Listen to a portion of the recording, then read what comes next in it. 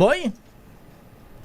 Paglipanan ng mga peking birth certificates dapat nang tugunan sa ngayon kay Senador Win Gatchalian. RH28 Raymond Dadpaas, pasok.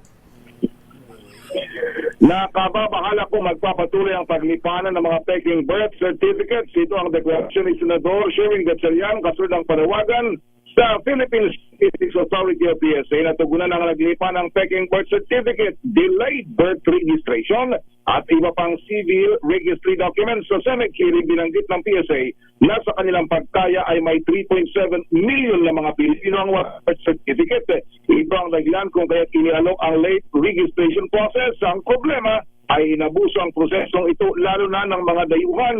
Sa katunayan ay manaitala ang PSA na 14.9 million na late birth registration na sumiti mula 2010 hanggang 2024 na kanilang nirepaso.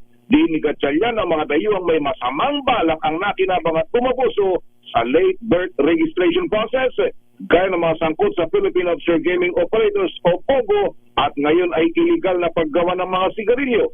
Nais ni Gatchalian na matugon na ito sa pagpataw ng mas mabigat na parusa sa mga registrars na basta nilang tumanggap na mga gustong magparehistro na walang masusing pagbusisi sa kanilang pagkatao, at lalo na kung ang late registration at issuance ng iba pang civil registry documents ay kanilang pagkakitaan.